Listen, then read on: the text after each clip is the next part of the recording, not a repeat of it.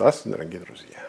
Поговорим о Второй мировой войне, о ее причинах, затейниках и жертвах.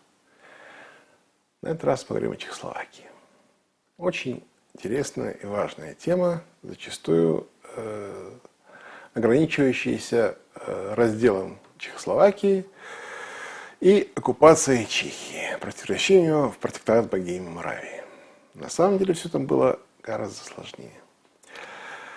Начнем с того, что единой Чехословакии до 19 года не существовало никогда. Просто никогда. Чехия – это территория бассейна Влтавы, Верхней Лабы, бассейна Балтийского моря. Но также это Моравия, которая является бассейном реки Моравы, попадающей в Дунай и являющейся частью Черноморского бассейна, и Словакии, все реки которой, кроме одной, текут тоже в Дунай, текут на юг. Но география географией, а политика политикой. Чехия после поражения своей армии у Белой горы в 1620 году перешла под власть австрийских Габсбургов. Габсбурги считали Чехию частью своей территории, частью своей короны и, в общем-то, чехов частью немецкого народа, австрийского.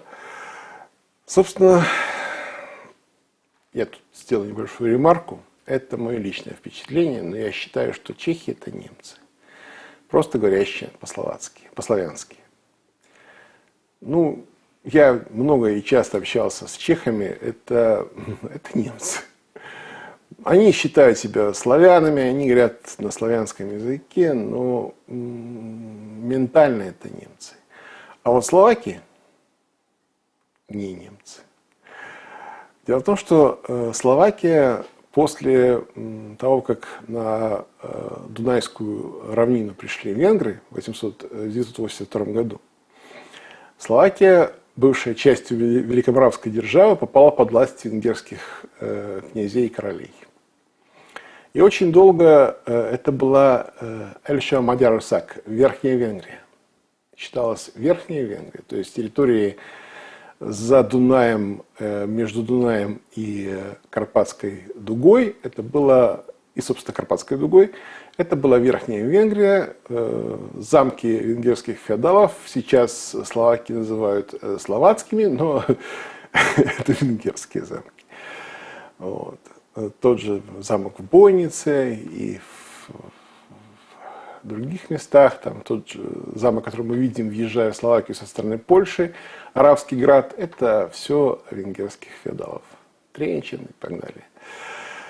Не важно, не суть. Важно суть в том, что Словакии как таковой не существовало в природе вообще. Это была венгерская земля, там правили венгерские короли, там господствовали венгерские бароны. В городах жили немецкие ремесленники, еврейские торговцы и ростовщики. То есть, в общем, такой был небольшой интернационал. Никого это не напрягало, все было в порядке до 1918 года. Когда Австро-Венгрия вместе с Германией решила сложить оружие, она еще, ко всему прочему, начала распадаться. Потому что эта дунайская, она же лоскутная монархия, состояла из множества территорий, населенных диаметрально противоположными людьми. Австрия – это была территория австрийских немцев, которые, опять же, считали себя не совсем немцами и гораздо главнее немцев, живущих, скажем, в Пруссии, которых они просто презирали. Но это ладно, это дело такое. Была Венгрия, которая добилась равных прав в империи с австрийцами, даже название империи называлось Австро-Венгрия. И тогдашняя Венгрия была в 3 раза больше, чем нынешняя, потому что включала в себя и Словакию, и Закарпатскую Украину, и часть Румынии, Трансильванию, часть нынешней Сербии, Воеводину, часть Хорватии, и даже выходила к Адриатическому морю. Вот. Также в состав австро-венгерской монархии входила Чехия, как я уже говорил, тоже со своими тараканами в голове. И, в общем, империя начала распадаться. Начала распадаться, потому что еще во время Первой мировой войны страны Антанты всячески подкармливали и холили-лелеяли всякие национальные сепаратизмы. Дошло до того, что даже был создан специальные, значит, легионы из чехов, которые воевали против австрийцев, и из чехов, которые воевали против австрийцев на русском фронте. Из них был создан так называемый Чехословацкий корпус, мятеж которого начал гражданскую войну в России. Но это уже другая песня. Смысл в чем? Распадается Австро-Венгрия. Распадается, потому что не в силах сдержать национальные окраины, рвущиеся наружу и снабжаемые деньгами, добровольцами и ресурсами странами Антанты. Создаются независимые государства. Создается независимая Венгрия, создается независимая Чехословакия. И вот здесь ключевой момент. Масарик и Бенеш в Париже уговаривают Антанту нарезать в состав новорожденной Чехословакии территории, где население на 80% состоит из немцев. Это, в общем, нонсенс. Это удивительно. Но Антанта идет на это. Создается независимая Чехословакия, в которой треть населения – немцы. Не просто треть населения, а компактно проживающие по национальным районам немцы. Те же самые Судеты. Более того, в Словакии есть города, где население на 3/4 немецкое. Но в Словакии-то и не так. А вот в Чехии это очень серьезно. И вот создается Чехословакия, в которой немцы не явно и публично, но завуалированно и на втором плане объявляются народом второго сорта. То есть чешские немцы априори не являются достойны доверия нацией. Они подозрительны, потому что они немцы. Словаки не так, но то же самое. То есть, когда в Питтсбурге подписывалась декларация о создании будущей Чехословакии, Бенеш, Масарик и Милан Штефанек подписали ее. О том, что они будут равноценны, равнозначны, равноправны, что равенство будет во всем. Между чехами и словаками будет тишь да гладь, да Божья благодать, равенство, братство, взаимоуважение. Этого не случилось. Этого не случилось. Ключевые места во власти заняли чехи. И в Словакии почувствовали себя довольно быстро обманутыми, потому что получалась власть чехов в Чехословакии. Но сначала это было не так страшно и ужасно, потому что была эйфория обретения независимости. В Словакии она вообще создалась впервые. До этого даже само понятие Словакия не существовало в природе, потому что это было... Его и не было. Ее никогда не было. Был Эльша-Мадяр-Русак, Верхняя Венгрия, и вдруг стала Словакия. Ну хорошо, ладно. Словаки как нация, в принципе, начали осознавать себя словаками только в 20 веке, как и белорусы, кстати, то же самое. Вот. То есть это очень молодая нация, у нее нет истории, нет героев, нет ничего. У чехов есть история, есть герои, но там другая фишка. И вот созданная Чехословакия обретает сразу массу национальных проблем. Массу национальных проблем. Ну, Закарпатье даже трогать не будем. Там отдельные песни, там закарпатский национализм как таковой отсутствовал. Был украинский в зародыше, но поскольку не было денег со стороны, то не было и настоящих героев борьбы за независимое Закарпатье. Вот. А в Словакии национальное строительство началось довольно активно. Причем оно было античешским. Вот. И создалось движение Андрея Глинки, Войцеха Туки, которые повели речь об отделении Словакии, или, по крайней мере, об автономии Словакии в чехословацком государстве. Эти разговоры очень не понравились в Праге. Войцех Тука и Клинка были репрессированы. Один посажен, другой отлучен. Вот. И очень большие проблемы у прочих словацких националистов. Но, тем не менее, словацкое национальное движение не было задушено до конца. Оно тлело под спудом. В любой момент готовясь взорваться взрывом национальных чувств. Но это ладно. Словакии это не самое страшное. Самое страшное немцы. Немцы в Чехии составляли довольно большую часть населения.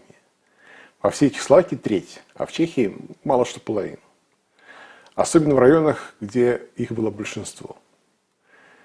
Пока промышленное развитие шло успешно, после военного восстановления требовало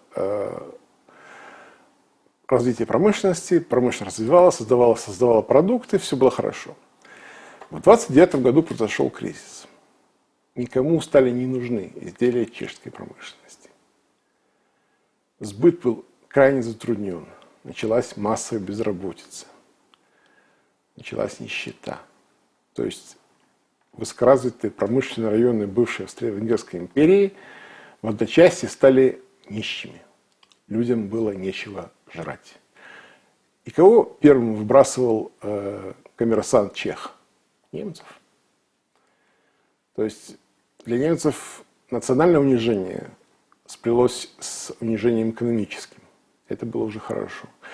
На этом фоне возникло движение Гинлейна, который требовал ирреденты, воссоединения немецких областей Чехословакии с Германией. Пока Германия была в полной нищете и безработице, это не имело большой поддержки населения. Менять шило на мыло, какой смысл? Когда немцы сменили государственную систему управления, когда к власти пришли национал-социалисты, немецкое население чешских территорий воспряло духом. Они увидели, что там, по ту сторону границы, немцы начинают жить хорошо. Более того, немцы не просто начинают жить хорошо, происходит возрождение национального самосознания. То есть немцы ощутили себя нацией ученых, инженеров, нацией мыслителей, а не нацией торгашей. Это очень возбудило судетских немцев, и партия Гинлейна просто потрясающие успехи одерживала на всех выборах подряд. Естественно, это не нравилось Праге. Партию Гинлейна всячески пытались ущемить, но на местных выборах она была неубедима. Просто неубедима, потому что немцы голосовали за немецкую партию. Естественным образом получалось, что очаг сепаратизма в Судетах просто с каждым годом становился все шире и шире. Все опаснее для официальной Праги. Наконец, летом 1938 года, после очередного тура выборов, когда партия Гинлейна взяла большинство, а ее исключили из избирательных списков, начался кризис в Чехословакии. Лига наций прислала в Прагу миссию лорда Ренсимена. Такой сухопарый, пожилой британский лорд, вместе со своей командой объездил все приграничные районы, Судеты, Плезень, Южную Чехию. И пришел к выводу, что в данном состоянии Чехословакия не жизнеспособна. Что районы, населенные немцами, они отрицают власть Праги и готовы взяться за оружие. Это была бомба для пражских властей. К этому времени Масарик уже умер, президентом стал Бенеш. Он отверг все рекомендации англичан, объявил о всеобщей мобилизации, военной рукой разгромил отряды партии Гинлейна, пришлось применять даже броневики и тяжелую артиллерию, но естественно, что попытка сепаратистского мятежа немцев в Судетах была подавлена довольно беспощадно. Естественно, что немецкое государство вступилось за немцев в Чехии. Гитлер потребовал незамедлительного возвращения в состав Германии районов, где население превышало 80% немцев. Для этого была создана специальная конференция в городе Мюнхен. Бениша туда не позвали. Приехал Муссолини, приехал Чемберлен, приехал Даладье, приехал Гитлер. И вчетвером они решили, что, в общем-то, решение о присоединении к Чехословакии районов Судет, населенных немцами, принятое в 1919 году, было ошибочным. Что нельзя резать по-живому, и что немцы должны жить с немцами, это нормально и естественно. А управлять немцами со стороны Праги нужно умение. Прага это умение не показала. Она показала наоборот. Неумение действовать в этой ситуации. К этому времени чехословацкая армия была полностью мобилизована. Она в этот момент насчитывала 1 миллион 185 тысяч штыков и сабель, довольно приличное укрепление на границе и немалое количество танков. Так вот о танках.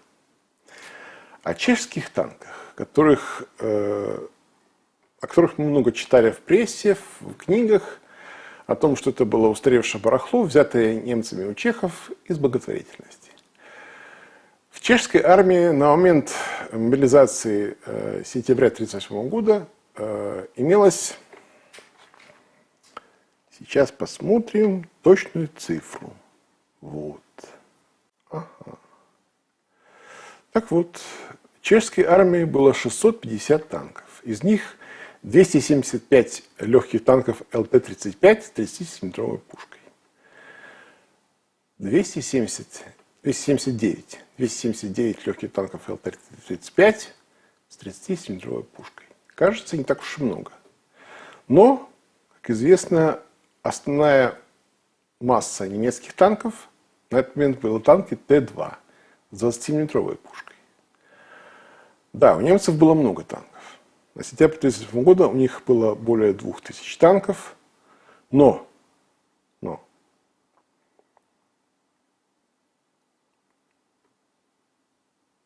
ключевой момент. Из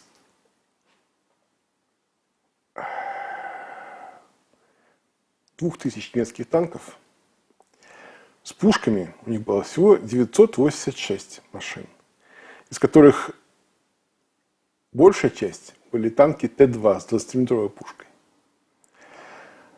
А вот с 30-мм орудием 45. И 35 танков Т-4. Вот и все. То есть численно чехи уступали немцам, но качественно превосходили несколько раз. И вот происходит мобилизация. Чехи растягивают свои дивизии по фронту. 1 185 000 человек солдат и офицеров, штыков и сабель, 600 танков. Очень хорошая легкая партизанская артиллерия чешская. То есть, в принципе, опираясь на укрепление заранее созданных укрепленных районов, чехи вполне в состоянии отразить наступление немцев. Но военная мощь – это одно, а политическая немощь – это уже совсем другое. Бениш не смог решить вопрос с германским меньшинством в Судетах. Немцы отрицали саму возможность правления своими территориями со стороны Праги. И чешский президент вынужден был пойти на согласие с решениями Мюнхенской конференции. А в Мюнхене решили просто. Районы, где население в большинстве составляет немцами, переходят в Германию. Это нормально, естественно. То есть Антанта просто признала свою ошибку. Это не какой-то раздел, оккупация, отделение. Это признание ошибок. Признание ошибки 20-летней давности. Да, они пытались сшить несшиваемое, не получилось, пришлось отдать. В это же время начался бурный рост словацкого сепаратизма. Но тут в Праге взяли себя в руки, поставили всех на место и придушили Радобрану словацкую и партию, к этому времени уже умершего Андрея Глинка, который возглавил монсеньор Тисо. А теперь о самом главном. О, собственно, крушении чехословацкого государства. Мюнхен – это Мюнхен. Тут, в общем-то, ничего экстраординарного, радикального и чудовищного не произошло. Произошло исправление ошибок. Да, оно, может быть, было неприятно Праге, но, в принципе, это было разумно и логично. Районы, населенные немцами, ушли в Германию, потому что там жили немцы, которые хотели жить с немцами. А вот март 1939-го уже совсем другое. В марте 1939-го произошло крушение чехословацкого государства. Во-первых, раздел его на Чехию и Словакию. Во-вторых, оккупация Чехии Германией и превращение ее в протекторат Богемии и Моравии. Это все было законно. Как это не смешно и нелепо звучит, но насилия, вооруженного насилия со стороны немцев не было вообще. Потому что не было вооруженного сопротивления со стороны чехов. Миллионная чешская армия не была мобилизована. То есть в гарнизонах сидели кадровые части, которые спокойно, тихо, мирно сложили оружие, сдали танки и пушки, самолеты и разошлись по домам. Никто, кроме одной роты, не оказал вступившим на территорию Чехии немцам вооруженного сопротивления. Один капитан Павлик и 67 бойцов его роты. Это все. Все. Больше никто по немцам в Чехии не стрелял. Чехия, имея в арсеналах 1 800 000 единиц стрелкового оружия, имея на складах 600 танков, 1500 самолетов, 3500 артиллерийских орудий, 700 одних только противотанковых пушек, горы боеприпасов, миллиарды патронов, не стреляли в немцев ни разу. Один капитан Павлик, 67 его пацанов. Все. Один человек. Один. Да, потом, конечно, чехи ходили на работу в черных рубашках, а в операх давали только произведения чешских композиторов, так и не сопротивлялись агрессии. Это да, было очень сильное сопротивление хождения на работу в черных рубашках. Они скорбели о том, что Чехии больше нет. Почему это произошло? Отбросив в сторону всякий романтический бред, мы должны сказать, что произошло это по экономическим соображениям. Чехия – это промышленность. Прежде всего, промышленность тяжелая. Тяжелая промышленность – это промышленность военная. У чехов были свои рынки сбытов. Чешское оружие продавалось по всему миру, но очень затруднительна была логистика. Доставка сопровождалась большими расходами. Гораздо удобнее было производить продукт для потребления вблизи. То есть, если в Чехии производился танк, то потом очень дорого было везти его в Перу, в Афганистан или в Литву. Да, чешские танки продавались в Перу, в Афганистан, в Литву. А чешские пулеметы воевали по всему миру. По всему миру это был прекрасный легкий пулемет Зброевка ЗБ-26. И тяжелый пулемет тоже был очень хороший. ЗБ-53. Прекрасный пулемет. Но о них поговорим позже. Но проблема в том, что оружие производили многие страны. И у других было легче с логистикой. Чехии было трудно. А вот если бы убрать таможенные и государственные барьеры, уравнять валютную политику и экономические условия, то можно продавать военную технику немцам. И все заводы будут работать в полную мощь. Рабочие получают зарплату, владельцы получают дивиденды. Всем хорошо. То есть логика очень простая. Чехия превращается в протекторат Богемии и Моравии. Чехия освобождает себя от расходов по содержанию своей армии. Чехия работает на Германию. Чехия имеет постоянные заказы, твердый сбыт устойчивый и перспективы в будущем.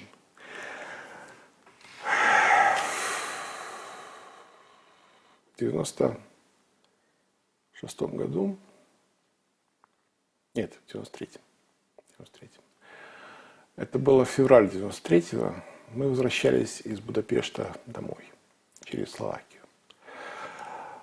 Ну, февраль, холодно, недалеко от Зволина мы взяли на борт девушку, оказалась диктором братиславского телевидения. Ехал на свадьбу в Ружемберок. Вот.